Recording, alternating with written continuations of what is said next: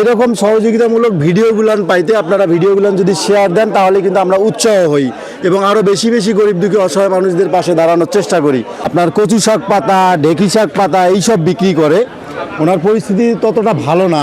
প্রিয় দর্শক, আশা করি সবাই ভালো আছেন। বিষয়টা হলো ইনি একজন হতদরিদ্র লোক। গত কিছুদিন আগে মানে ঝড় বৃষ্টির কারণে ওনার বাথরুমের উপর গাছ পড়ে আর কি মানে বাথরুমটা ভেঙে গেছে। আমরা ওনার মুখ থেকে শুনি কি হয়েছিল।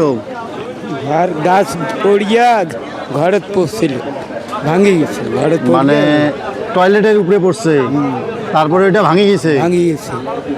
তো যাই হোক, উনি মানে এমন অবস্থা ওনার, উনি ওই যে আপনার কচু শাক পাতা, ঢেঁকি শাক পাতা এইসব বিক্রি করে। ওনার পরিস্থিতি ততটা ভালো না। উনি মানে খুব নিরীহ লোক।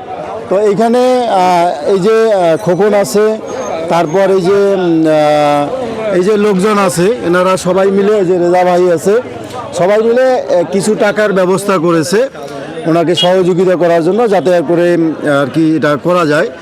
তো ভাইয়ের পরামর্শ হচ্ছে যে এই টাকাটা দিয়ে আসলে আমরা ওনাকে যদি টাকাটা দেই, টাকাটা হয়তো উনি অন্য খাতে খরচ করতে পারে।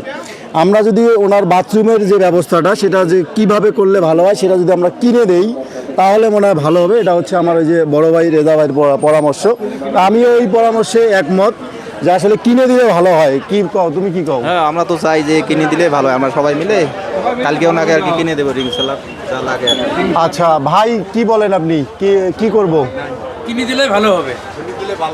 তাহলে আসলে আমরা এটাই সিদ্ধান্ত নিলাম যে টাকাটা উঠছে, এই টাকাটা আমি খোকনের হাতেই থাক, ঠিক আছে?